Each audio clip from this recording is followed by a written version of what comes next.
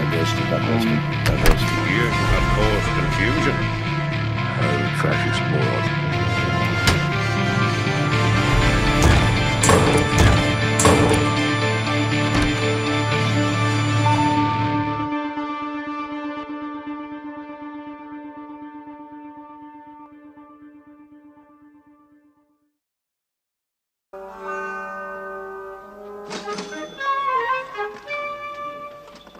How about the other half? Eh? Another one of those. Oh, Tar. Have you got a large one? I've had no complaints so far. Seeing's believing. You won't need a magnifying glass. Ooh. Here we are. No. Have it on me. You know what I mean? Oh, you don't have to draw me any diagrams. Pity. She's going to get my ballpoint out. Yeah, and write your name in the froth with it, I suppose. Bottoms up. Is that what it is? You could have fooled me. The Carry On series of films are a much beloved part of British culture, spanning 30 films in 20 years, from 1958 to 1978, or if we must include the 1992 abomination Carry On Columbus, which I suppose we must, 31 films in 34 years. To give you an idea of how popular these films are and were, in 1979, Carry On Doctor aired on the BBC. It garnered a television audience of 20.6 million. That means that approximately 37% of the nation watched the film together that night. And this was not just a one-off. For example, in 1978, just a year earlier, an airing of Carry On Abroad got over 18 million. These are typical numbers. If you were to widen the scope to include anyone who'd ever watched a Carry On film on TV in this country, I would guess the figure would be closer to 80%. If you took away certain under-30s these days who have never seen a television, and of course recent arrivals, the number is likely close to 100%. These films are an excellent example of what I've been calling vernacular popular British culture, which was watched by millions of people, did not travel much far outside these blessed isles, was generally disdained and looked down upon by the establishment, distinctly low-brow, at times bawdy, happy to trade in cliché and stereotypes, repetitive and stubborn in sticking to its tried and tested formulas. But as I've said, in vernacular culture, the familiar is comforting. People do not want novelty or innovation or the exotic, but that which confirms them securely in their own identity. It is not high art made to scale the heights, but peasant fare for the crowd, for the ordinary folk, to help them cope with life. There is no reason not to celebrate this as being as much as part of the culture as, say, Edward Elgar. And in this video I'm going to provide as comprehensive a guide as I can manage. As Stephen Lamb put it, the Carry On films are as much part of British culture as warm beer and fish and chips. They draw from a deep well of older vernacular popular British culture, such as the 1930s music hall act Max Miller, known as the Cheeky Chappie, the saucy seaside postcards of Donald McGill, and even the Beano and the Dandy. Leon Hunt, in his book Low British Culture, written in 1998, suggested that there is something authentic in the fact that the makers of good taste simply cannot appropriate low culture, and anything they have to say about it, especially in the case of these films, automatically seems ridiculous. Let me quote the passage in full. He says, "If certain popular forms are admitted into the canon, another way of valuing the low is precisely through its resistance to rehabilitation, often embodied in the search for a final textual frontier that exists beyond the colonizing powers of the Academy. If I had to think of one reason why the carry-ons matter so much, writes Andy Medhurst, it's because they aren't really recuperable for proper culture. The same desire for a good-bad object seems evident in Peter Hutchins' fear that rendering Hammer horror films worthy and respectable would be doing them a disservice. More, it would be like forcing them into the light and watching helplessly as they crumble into dust. Right, enough of all that. There is quite a lot to get through here, and I am determined to get through it, even if it takes over an hour. So I have devised these contents. I should say that I do not have time to get into the various goings-on of the eventful and often tragic private lives of the stars of these films beyond a very quick York Notes version. Kenneth Williams was a great enigma, closeted yet very obviously gay, private yet desperate for attention, whose last diary entry before a possible suicide, aged 62, it was an overdose, was, "Oh, what's the bloody point?" Sid James had an affair with Barbara Windsor, but was apparently a nice guy, and not as womanizing as his reputation suggested. Charles Hawtrey was close to his mother, and a terrible alcoholic. Hattie Jake struggled with her weight and health, and was married to John LeMessurier of Dad's Army fame, who was also a drunk, and Jakes had many an affair, sometimes even sleeping with men while her husband was in the house. Pretty dark. Joan Sims never married, suffered from depression, and later also, as many of the other of the cast did, had drink problems. I am not much interested in this gossipy side of things, not because it is not interesting in and of itself. I have to admit it is all sufficiently dark enough that it is, but rather because there is so much of this out there already, including TV dramatizations and whatnot, that it would be redundant for me to linger on all this. What I want to provide in this video is things that you are less likely to know in a level of detail hitherto unimagined. So first, I shall establish some basic facts about the Carry On series, and we shall meet the principal men responsible for these films, which is to say the producer, the director, and the writers. Second, I will delve into the budget data of each film, as I have, in an internet first, painstakingly adjusted the budgets for inflation so we can ascertain what was the cheapest and most expensive of these films. Third, we shall meet the key regulars who make up the ensemble cast. I will also explain something of the recurring hierarchies and structures that we see as they fall into their various roles. Fourth, I will outline the eras of the Carry On films and explain how they changed and developed over time. And fifth and finally, I have, in another internet first, collated a critical consensus score out of 5 for every film, using ratings given by some of the writers of the excellent resources available on these films. I will also, perhaps, give my own idiosyncratic ranking while acknowledging that my tastes can be a little peculiar. On that score, before continuing to live up to my name, let me share the 10 books I have consulted to make this video. I should mention that the bibliography on these films is surprisingly vast, and there are tons more books out there that I did not consult, some pretty highly rated ones too, including an academic monograph or two, and the published diaries of Kenneth Williams, which are fascinating in and of themselves. So these are the 10 books. I won't, you can see them on the screen there. I won't read them all out. Of these, Campbell, Lamb, and Robert Ross provide our star ratings.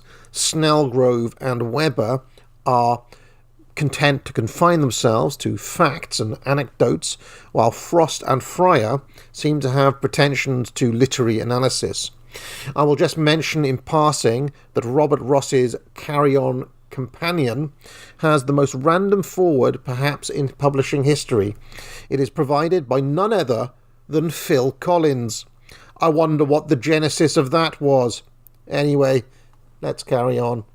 Oh, and on that score, for the remainder of this video, I will omit the carry on part of the film titles, mainly so I don't keep on saying carry on, which I've already said 4 times in this paragraph. The 2 central figures behind the Carry On franchise were Peter Rogers, the producer, and Gerald Thomas, the director.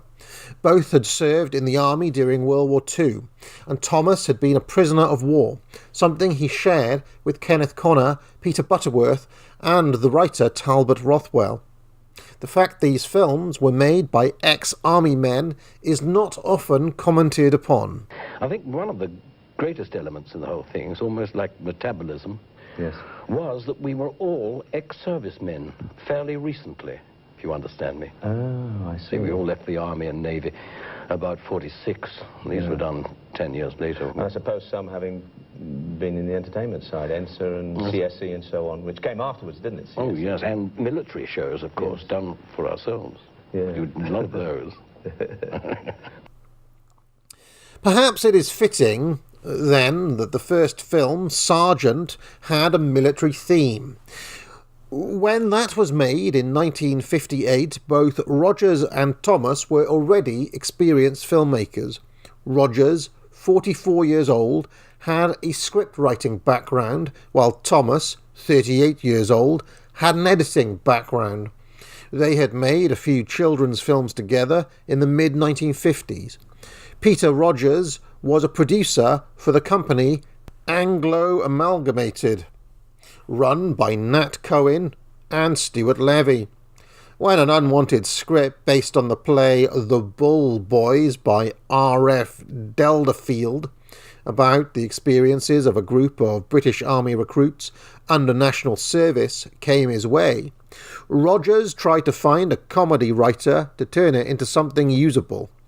He looked to many of the biggest names of the era, Ray Galton and Alan Simpson, known for writing The Amazing Steptoe and Son as well as Hancock's Half Hour, Spike Milligan, Eric Sykes, but they all turned him down. At last he found a capable writer under contract at Pinewood Studios right under his nose. This was Norman Hudis, who would go on to write the first 6 Carry On films. More on him in a moment.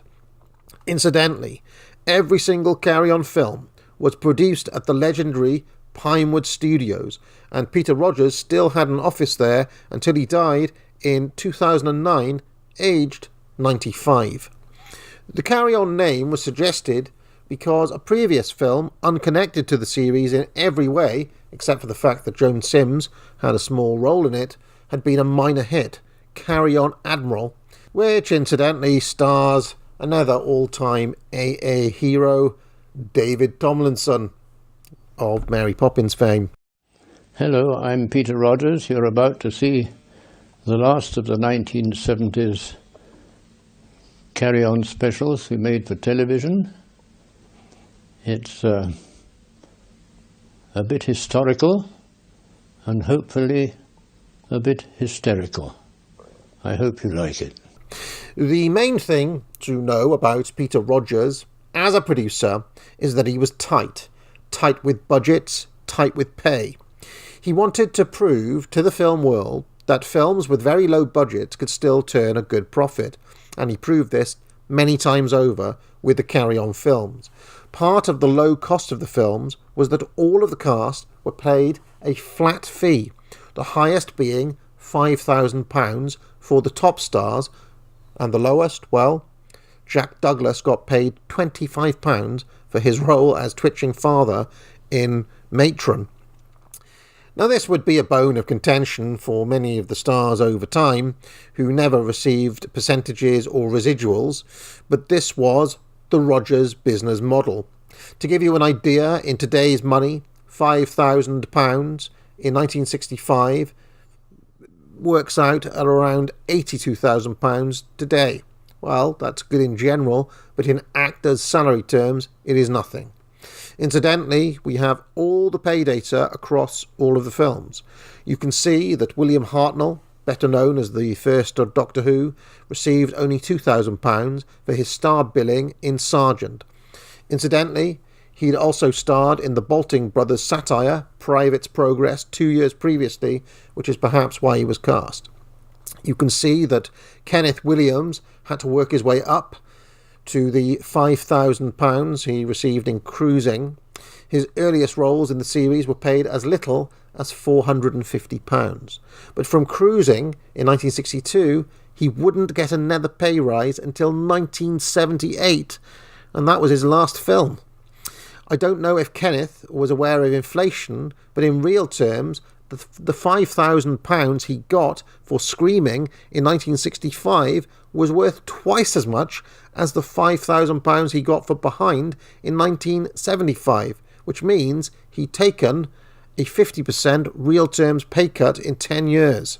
Infamy! Infamy! They've all got it in for me! Anyway, you'll notice that Charles Hawtrey is not in Cruising, and that is because he asked for a pay rise and star billing, and Rogers promptly dropped him. He had a philosophy that no one was bigger than the carry-on name. There were no stars above the title, so to speak, and everyone had to work to the budget. Hawtrey did return, and he did get a very slight pay rise from £2,500 to £3,000, but the lesson was learned. Looking across all these wages, considering how much he did for the series, I think Joan Sims would have every right to feel a little diddled. She never got more than the £3,000 she received for Up the Jungle. Also interesting is that on 2 of the occasions when Sid James, who nearly always got £5,000 as the lead by the way, Harry H. Corbett, better known as Harold Steptoe, got £12,000 for Screaming, and Phil Silvers, better known as Sergeant Bilko, got a whopping great £30,000 for Follow That Camel. I noticed that I misspoke earlier, as Williams got £6,000 on that occasion, probably because there was a rumour that Silvers was getting paid more. All this suggests that Rogers certainly could have paid all the stars more, but this penny-pinching attitude is part and parcel of making films on a shoestring.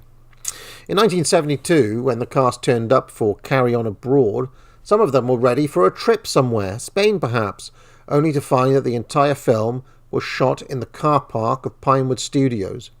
The furthest flung the series ever got for the exotic Up the Khyber was Snowdon, Wales, one of the very few times they shot on location. The Sahara Desert in Follow That Camel were just some sand dunes in East Sussex. The plains in Cowboy were Cobham Common. In a sense, it is remarkable how varied the series feels and what a sense of location each film has given these limitations. Rogers was also quick to seize opportunities, most famously the costumes and sets from the lavish production of Cleopatra, starring Elizabeth Taylor and Richard Burton, which was a £30 million plus budget film, were repurposed for Cleo, which was a £194,000 film. Rogers also wanted to show that films could be made quickly and come in on time. And this is chiefly where Gerald Thomas, the director, came in. Rogers would largely confine himself to casting, budgeting, and making edits to the script. It was up to Thomas to shoot it on schedule and preferably under budget, something he did with great reliability. It's Gerald Thomas. Well, good morning, gentlemen. Good morning. Gerald, let's start with you. I mean, why on earth bring them back after 10 years? I mean, they were magic at the time, but haven't things rather moved on?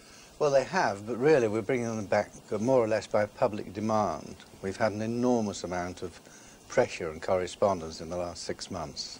But are they still going to be the same? Is it still going to be sort of tits and bums and innuendos? And... Yes, maybe bums and tits instead, but it's going to be the same, yes. Thomas was able to edit in his head, and this sped up the shooting process. There was to be no improvisation on set beyond rehearsals. The actors had to stick to the script with minimal ad hoc additions. Of course, most of the cast had their various shticks, and Thomas gave them quite free rein to interpret their roles as they saw fit. In this way, Thomas got most things shot in 1 or 2 takes. This was especially important as some of the bit part actors were paid by the day, and so they didn't want them in a second or a third day if they could help it. Each carry-on film was made in a tight 6-week schedule. All the actors were busy. They had stage commitments in the summer. Some of them had pantomime season at Christmas. Some of them had TV commitments. So carry-on films were shot typically in the spring and in the autumn. They generally kept a pace of 2 films a year, but sometimes they managed only 1, and sometimes they somehow squeezed 3 out in 1 year, such as in 1964 and in 1967. Nora.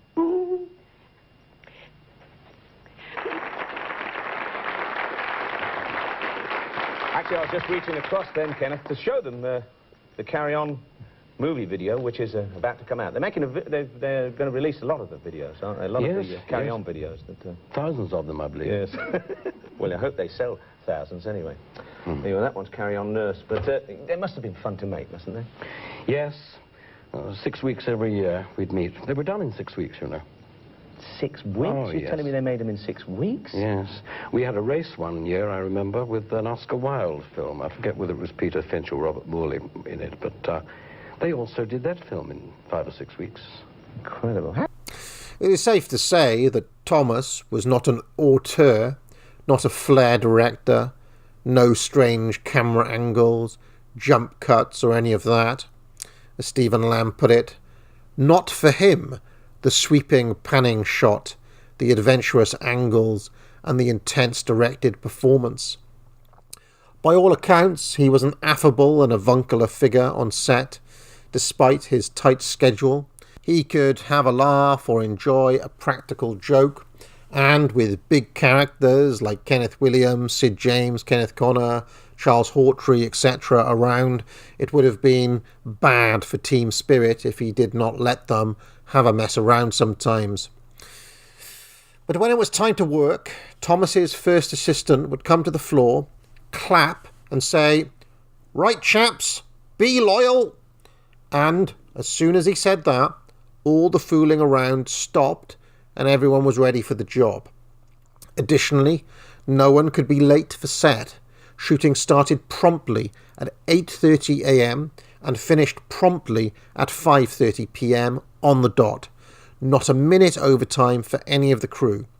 All of that is according to the director of photography, Alan Hume, who was later DOP on such films as Return of the Jedi and Octopussy. He claims that the carry-on schedules were the tightest and most efficient anyone had ever seen in movies. If Thomas excelled in any area beyond his perfunctory and workmanlike efficiency and creating a nice family atmosphere on set, it was in his attention to detail as regards setting and location. While the films are generally shot without much savoir-faire, I think Thomas is generally underrated for his ability to capture a certain mood. Henry, for example, feels very period, not just because of the costume, but the film feels like it's full of scheming courtiers. Don't Lose Your Head is genuinely evocative of the French Revolution. Jack is remarkably period, to the extent that you forget it is a carry-on movie sometimes, when you consider it was made in the same year as the noirish Spying, and consider that Thomas directed both films. It is a testament to his ability to convey mood. But it is not just those bigger, canvas-wide examples either. It is little scenes too, like this one in the otherwise contemporary Loving, where we take a momentary wander into what feels like a Victorian horror film. Afternoon.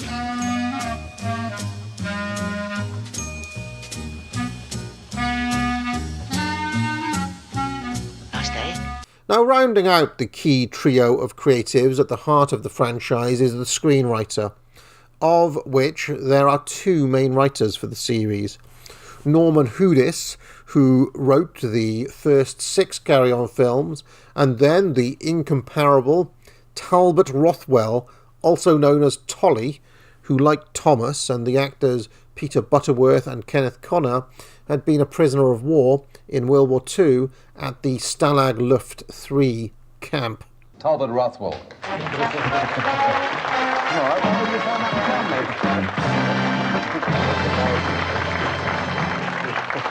Well, Tolly, we've got some pictures of the production you lot put on in Stalag Luft 3, and it looks as though you had things pretty well organised. Oh, yes, we did, yes. I think we had one production about every 7 to 10 days, which ran for about 4 or 5 days, I think. Yes, a long run that was. Now, even if Pete... There was a long run, yeah. Even if Pete wasn't in them, which was most unlikely, because he's an absolute hog for parts. Never. Well, let's face it, we had a captive audience. But I must say, if he wasn't taking part, he was either designing sets, which he's extremely good at, in fact, he's a very good artist, or mending the theatre, or repairing the seating in the theatre, yes. Even if the people were still in them. He wrote every Carry On, from Cabby in 1963 to Dick in 1974, 20 straight films, when he suffered some sort of nervous breakdown through being overworked. He got paid £5,000 per script too, by the way, and his attempts to get a percentage cut of the films was rebuffed by Rogers, and we actually have some interesting letter exchanges between the two of them where Rothwell, after being rebuffed, is quite apologetic and embarrassed by the actions of his agent. It's all quite interesting to read. But anyway, when most people think of what a Carry-On movie is, it is generally the Talbot Rothwell penned films they are thinking about. I think it's easiest to understand both writers, Houdis and Rothwell, by way of contrast. The early Carry-On films by Houdis have a little more drama in them, more character development, and are markedly more sentimental and even feel-good, with all that phrase connotes. The typical setup is that a set of new recruits, whether soldiers in the army in sergeant, patients in a hospital in nurse, teachers to a school in teacher, bobbies on the beat in constable, or shipmates on a crew in cruising, from disparate backgrounds, initially struggle to get on and struggle with some authority figure. But in the end, they pull together, work as a team, and come to realise the authority figure is not so bad after all. The only Houdis-penned film that does not follow this formula is Regardless, which is more of an experiment in doing a sketch film and is more of a portmanteau, with the crew doing various odd jobs in a variety of locations with a set of tenuous links back at the office. But generally, you can see these early films have a kind of post-war, all in it together, mucking in type spirit, the Blitz and all of that, cutting across class boundaries, and they are all set quite fondly in British institutions, which are mildly poked fun at, but then ultimately the films work to reinforce them. The characters are sort of real people with normal names. There are fewer gags and innuendos. There is more slapstick, and there are times when the films aim to pull at our heartstrings. When Rothwell comes in, after the initial 3, Cabby, Jack, Spying, and even to some extent Cowboy, which are transitional and a little different, I'll talk more about that in a bit, they're more plot-heavy, more character-driven. From Cleo in 1964 to Dick in 1974, Rothwell developed a style that leaned away from the plot being important, ramped up the number of gags, corny jokes, silly Dickensian names, double entendres and innuendos, made the comedy less slapstick, more bawdy, somehow broader. Sometimes you laugh when you realise there are no depths Rothwell will not mind for a one-liner. Young chickens may be soft and tender, but the older birds have more on them. True. It'll take a lot more stuffing. Sometimes you laugh because an innuendo is implied, even when no part of it makes any sense. Please, Miss Plunkett, you're squashing my itinerary. Oh, I'm terribly sorry. I keep forgetting what a big girl I am now. Quite. Should we get them out now? Oh, Mr. Farquhar. The people for the coach, I mean. Those. Yes, of course. I mean, no part of that made any sense. Squashing my itinerary, indeed. The jokes in these films are one case where something is so bad it wraps around space and time, comes out the other end to be something wonderful. The more groany, the groaner, the better. The world of Rothwell's films are less innocent than Hoodis's, more will-weary, more cynical.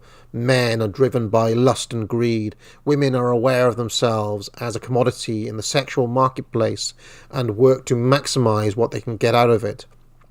Towards the end, the sexual frustration of the middle-aged men reaches almost fever dream status. For heaven's sake, keep still. Back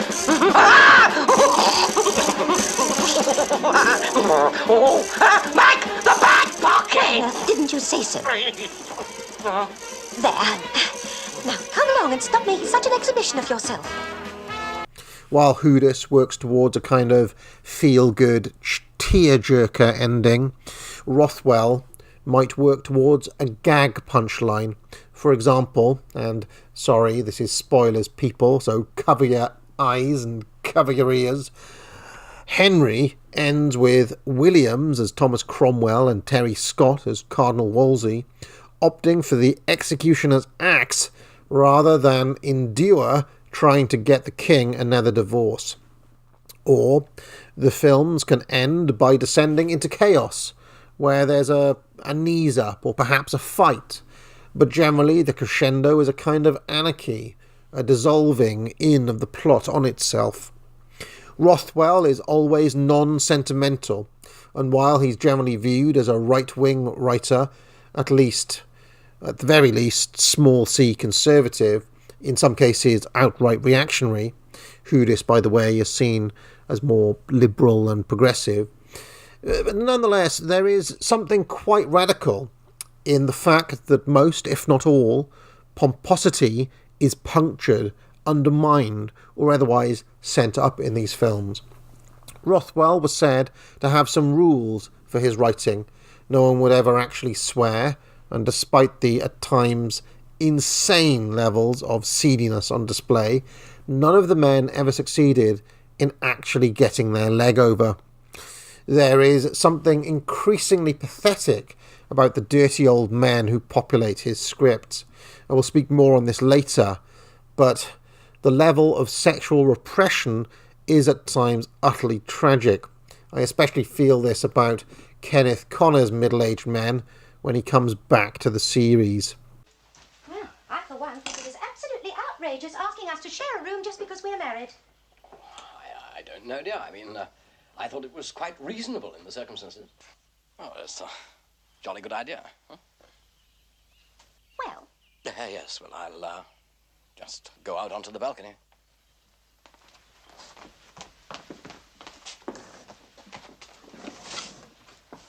And don't forget to keep looking the other way.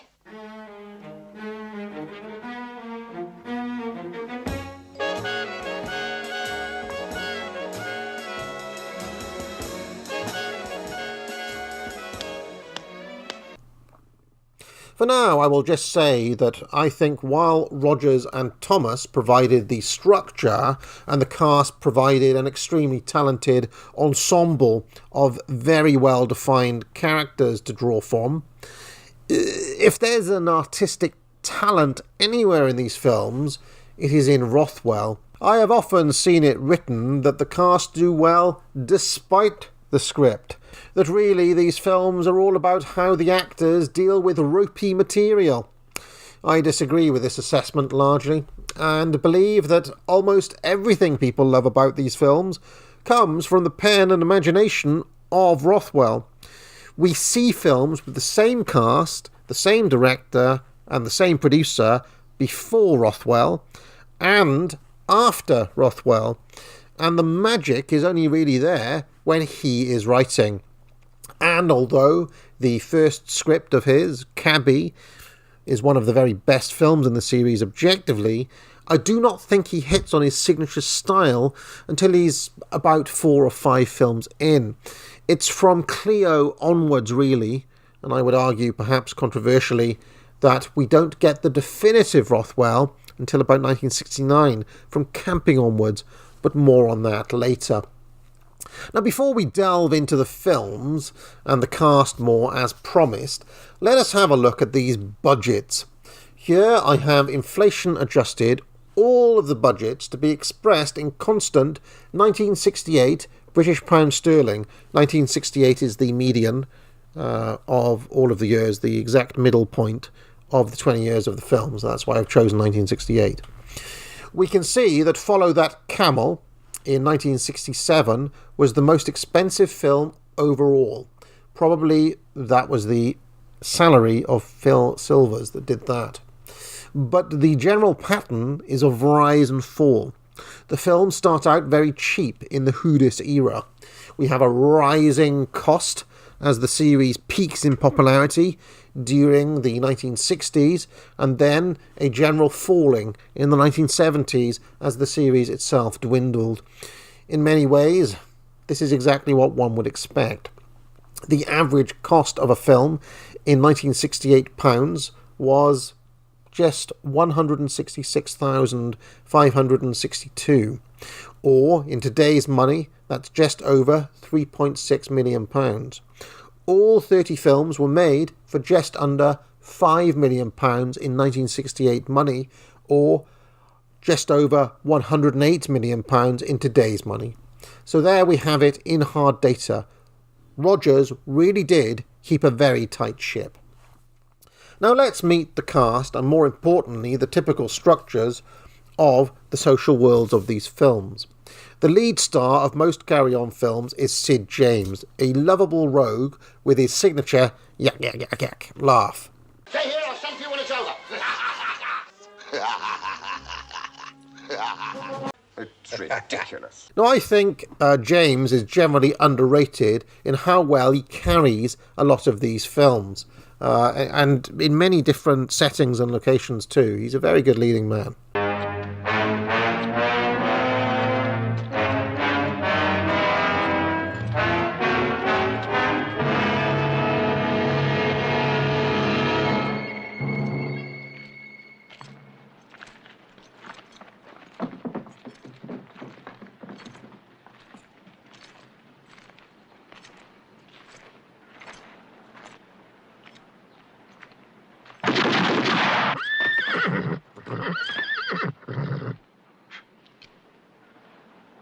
I wonder what they wanted. When he's missing, you tend to notice it quite a lot. Generally, Sid is married to a battle axe, and most often it is Joan Sims, but sometimes it is Hattie Jakes. In either case, she is liable to hit him with an umbrella or similar for his leering at younger women. There's generally one younger woman, typically Barbara Windsor, but sometimes it's Liz Fraser, sometimes it's Angela Douglas, who Sid has the hots for, much to his wife's chagrin. Very occasionally, when the wife is Hattie Jakes, the younger woman is Joan Sims, making an interesting hierarchy in the carry-on women, with Jakes, the benchmark fat and unloved, as well as the most battle-axe-ish, Sims, the perennial mid, and the younger woman as the apex hotness. Now, regardless of the gender politics of all this, which frankly I do not care about, Sims is an extremely underrated actress who can truly do it all. When she needs to be sexy, she can just about pull it off. When she needs to be frumpy, dour, miserable, whatever, she can do it. But her absolute specialism is the barely contained, seething jealousy and bitterness at being the woman scorned or passed over for the younger woman. I am not sure if any actress, any era or genre, has that down to a T more than Sims. Judging by some of her interviews, which I came across researching for this video, some of this was quite close to the surface for her, because naturally she did not like being cast as the less hot woman. They do say that the best performances have an underlying kernel of truth to them. In most, but not all, Carry-On films, Kenneth Williams is generally some sort of authority figure, employing his snooty and haughty aristocratic character. See Mrs. Moore, sir. And she... Oh, yes, that's different. It's a rather wealthy private patient of mine. I took an appendix out the other day.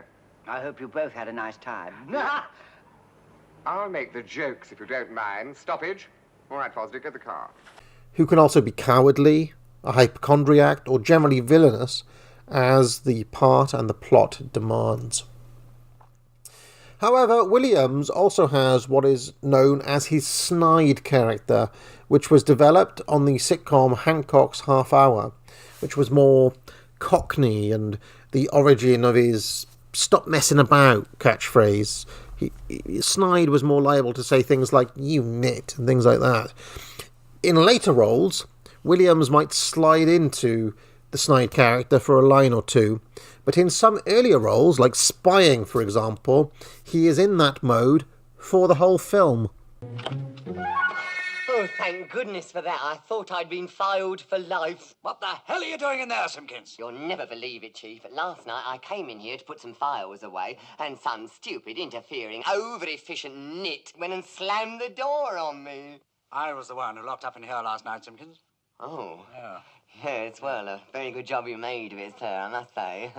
Now you can contrast the two extremes of the snooty character and the snide by watching Spying back-to-back with Jack, in which Williams is an absurdly over-the-top, not to mention cowardly, aristocratic captain.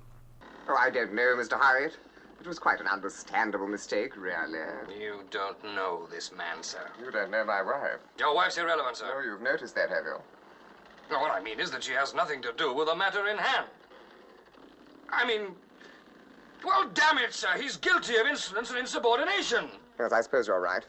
Well, what have you to say for yourself? Only, sir, that I spoke truly. I am Albert Poopdecker, R.N. You see, sir? A hopeless liar. I'm afraid I agree with Mr. Howitt. I flatter myself I'm a just and intelligent man, but look at you. You don't even look like Midshipman Poopdecker. How would you know what he looks like, sir? How do I know? I can see him. Look for yourself. You don't look anything like him. You might just as well say that he doesn't look anything like me. Quite. I'm glad we agree. Williams also has a kind of camp, this is the real me character that comes out for a line or two as well, which is a little bit like his version of breaking the fourth wall. Generally, Williams is a kind of antagonist in the films, often a villain, but his role tends to move about as the plot demands. In the early films, the hapless, everyman young lover is played by Kenneth Connor, who is full of nervous tics and weird facial expressions. Sam, are you in some kind of trouble? The worst. What's her name? Oh, please. It's worse than that. Look, Sam, tell me all about it, and probably all your worries will disappear like a puff of smoke. Don't say, huh? Oh, good gracious me, if you've got a hangover, it must be a real corker. Now, look, take my tip. Corker tip, please. No, hang on. Hey. Sam, what on earth is the matter? I want it. Oh, cigarette, damn it, cigarette. Connor was also a West End star, so after Cleo in 1964, because of a series of successful runs for him, he was unavailable for a stretch of 5 years, returning in 1970 seemingly a much older man. So when he comes back, he is quite an extraordinary lech. I think I love Connor's sleazy, older, posh guy. Something very odd about him. But anyway, generally speaking, during his absence, Connor was replaced in the cast by Jim Dale, who would take over the young, slightly nervous everyman characters.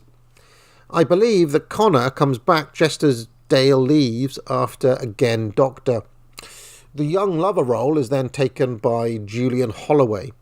The other big main Carry-On regular, Charles Hawtrey, immortalised here by the Smiths, is generally, though not always, more ancillary or to one side of the main action. It's kind of a sideshow, if you want to put it that way. He generally adds to the feeling of anarchy, heightens the campness levels. He's basically a visual reminder that you're watching a Carry-On film. His entrances tend to make an impact. His weedy frame and effete manner is also the source of much physical comedy. Other stars tend to round out the gallery of caricatures feel of Carry-On. Big Bernard Bresslaw, the bumpkinish Jack Douglas, the oddball Peter Butterworth, or the kind of smooth face Terry Scott. When beloved British comedy actors, more famous for other things, drop in, such as Bernard Cribbins in Jack and Spying, Harry H. Corbett in Screaming, Frankie Howerd in Doctor and Up the Jungle, or even Windsor Davis in Behind in England, less said about those the better, they generally slot in quite well. The only exception is the American Phil Silvers in Follow That Camel, which just does not seem to work for whatever reason. Too, Sergeant. Well, I'm glad to hear that. Because when I get you out of here, I'm going to make your life so miserable, you're going to be glad to get back in. Now, with all this established, I can now talk you through the eras of Carry-On. I think the films are too often thought of as all being of one piece, when in fact there are distinct periods with some very different characteristics. Here are the 30 films, Song Columbus, which I am loath to acknowledge. Now, I believe I have already established the early Whodis era and its general characteristics. These films are Sergeant, Nurse, Teacher, Constable, Regardless, and Cruising. As I've mentioned, all have a different feel from most of the other films. They are more conventional kind of film comedy dramas. Tolly Rothwell comes in with the next film, Cabby, which is also different. It was not initially written as a Carry-On film and therefore has more drama and character. It's probably one of the best films of the whole series, viewed as a film, and definitely Hattie Jake's best role, but the feel is different. It's almost British New Cinema or kitchen sinking vibe, despite the silly boys versus girls storyline of the two rival taxi firms. With Jack and Spying, we start the arc of parodies of well-known Hollywood genres. Jack, like Cabby, was not written as a Carry-On film. And this, I think, shows quite a lot when you watch it, because there are long periods of the film without any gags and are notably more straight than we'd expect. There's also no Sid. Instead, we get Bernard Cribbins, who's great in the lead, but for a Carry-On, this one feels different. But it is chiefly because the Carry-On, as we know it and as we think of it, did not yet really exist. As a little trivia tidbit, Rothwell wanted to call Jack Up the Armada, but the censors wouldn't have it.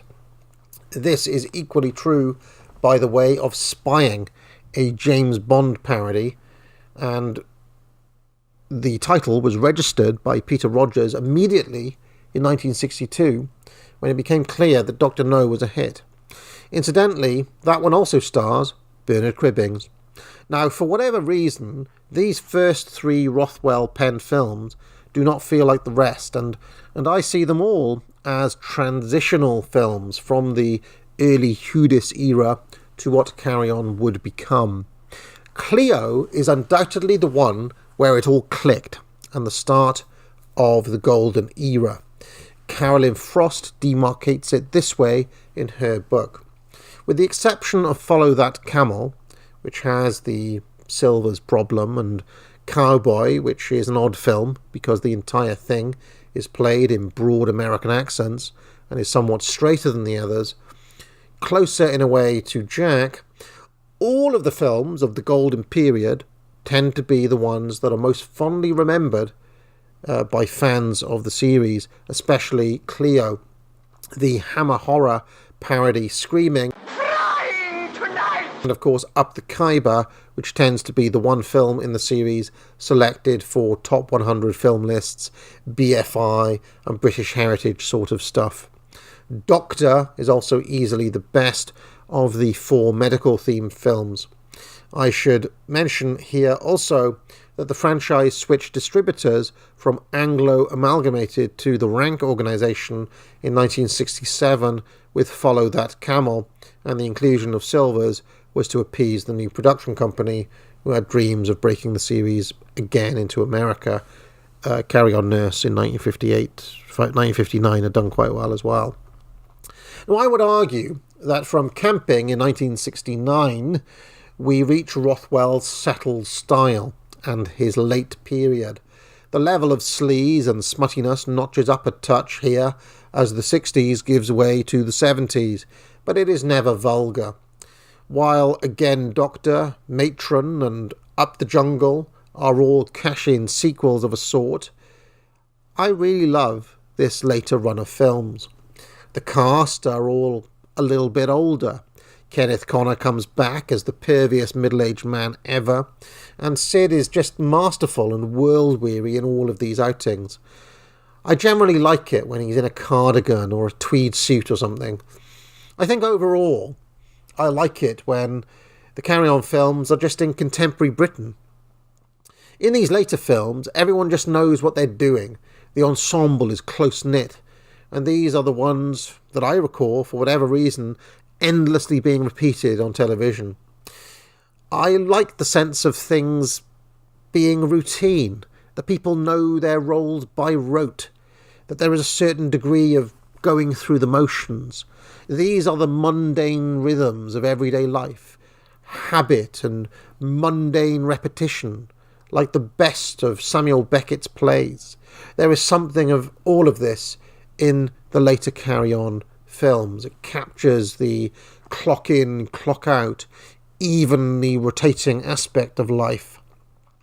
I have a special fondness for the contemporary set ones, Loving, At Your Convenience, Abroad and Girls. These 4 especially do not get enough love. In a way, these later films are a little overshadowed by the flashier and more colourful Golden Age films, which are all period pieces or parodies. You know, they're colourful, they've got costumes. But the later period has some of that too. Henry is one of the better period pieces. Dick is a nice farewell to Sid. He died shortly after making it. After this, the series basically falls off a cliff. Some people put this down to changing tastes, but the 20 million people who were watching the films repeated on TV in 1979 clearly had not changed their tastes. I put it down to the fact that Talbot Rothwell had a breakdown and was forced to retire due to health issues, and that Sid James died. The series was basically unable to recover from this double whammy. The subsequent writers just could not get the tone right. They were too rude, too on the nose, actual smut rather than innuendo, veering on porn at times. A kind of coarseness and crudeness entirely missing from Rothwell's world. And that is what really did the series in, I think. I have no doubt that if Sid had lived, and if Rothwell had been able to continue writing, that the series would have not had the sorry end that it did. It's not that these last 3 films are atrocious or anything. Well, they kind of are, but anyway, It is just that the formula has been too badly disrupted and or not well enough understood by the people who are making it. Gerald Thomas was quoted as saying once, basically our pictures are of the same format, the same people, different locales and different incidents that happen, but basically it is a formula which the public expect. Peter Rogers also said, we just made the same film over and over. In short then, behind England and Emmanuel, we're different films, made with different people, and we're not what the public expected. And remember, we're not even going to discuss Columbus. This now brings us finally to the issue of ratings and rankings. I have devised this table to show how Robert Ross, Mark Campbell and Stephen Lamb rate each of the films out of 5, and then the final column gives a mean average score. You'll see that Campbell likes the Who This era more than the other two. Ross is a little too down on Jack, by his own later admission, on the commentary tracks he did for the DVD set. If we then sort the average ratings from highest to lowest, it gives us a final ranking that looks like this. Critical consensus is that Cleo and Up the Khyber are the undisputed masterpieces of the series, followed by Cabby, Screaming and Spying, and this largely accords with audience reception in my view. Perhaps Camping looms larger in the cultural memory than Cabby, probably because of the famous bra-popping scene with Barbara Windsor, and Cabby is more of a kind of hidden gem or critical favourite rather than an audience favourite. But generally, I think this list is where most people would be with these films. Now that the science is settled, I can provide my own ranking. As per my comments already, I think the critics in general skew too much towards the so-called golden era, and I have a real fondness for the early 1970s, late Rothwell era, where everything is really well worn. This accords with my general idea that artists tend to find themselves most at the end of their careers, rather than in their generally accepted peak periods. I have this view, for example, of late-era Bob Dylan. The Dylan of Love and Theft is, to me, the Dylan he always wanted to be, and I think the Rothwell of Carry On Abroad is, in a sense, the Rothwell he always wanted to be. That film being, quite literally, a saucy postcard come to life. As you can see, I have given 8 films the 5-star rating. Now, you must understand that this is a rating relative to the Carry On canon, and not in terms of films overall. Which is to say, I do not think Carry On Girls is something to be ranked alongside Citizen Kane. In general, I think that almost everything should be rated on its own terms, rather than in some arbitrary universal. So my favourites are Cabby, which has, like I said, that real early 1960s kitchen sink vibe.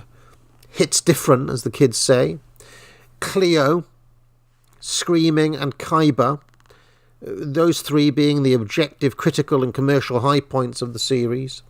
And then Loving, At Your Convenience, Abroad and Girls as my early 1970s guilty pleasures.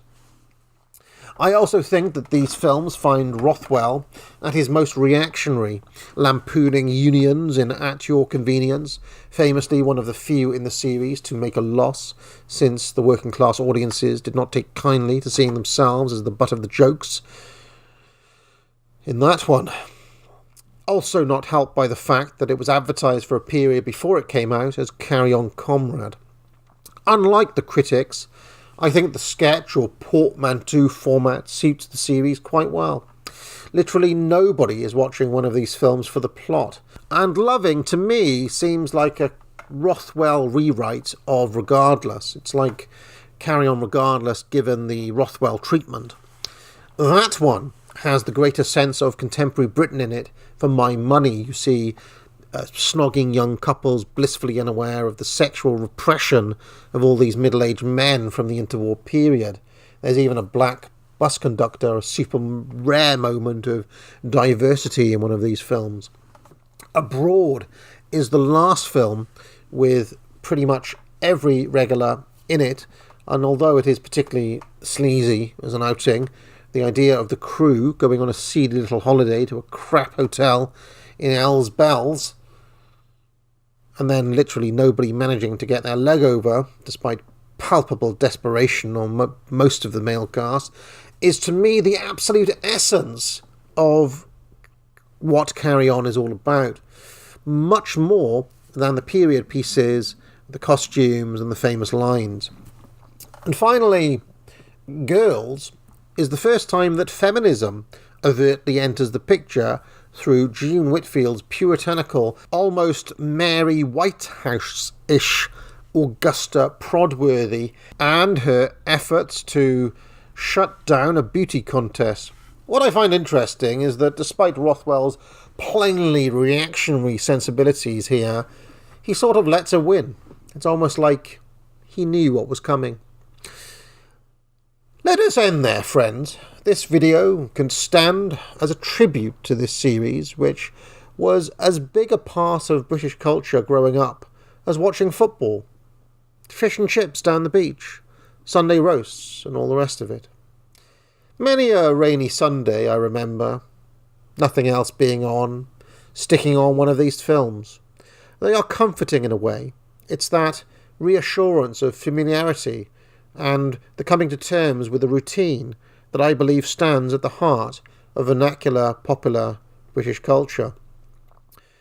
And I really hope that they do not become thought of as something to be ignored by the younger generations, or as an old person's thing, or as, I don't know, degenerate, or whatever it is that silly little Zoomers say these days. To me, these films form a living link to the past, so they should be remembered, they should be watched, they should be celebrated. If you like this video, be sure to like and subscribe. You can join the channel for thousands of hours of past shows in the archive and hundreds of videos. If you have any questions, you can leave a super chat or a super thanks, and I'll be sure to pick it up during my weekly office hours, which run every Tuesday afternoon. I also provide courses at the academic agency, which I encourage people to buy. Thousands of students now have taken the Trivium to improve their skills in writing, logic and rhetoric. Just 3 of many courses available. Buy it now. But most importantly of all, friends, get out.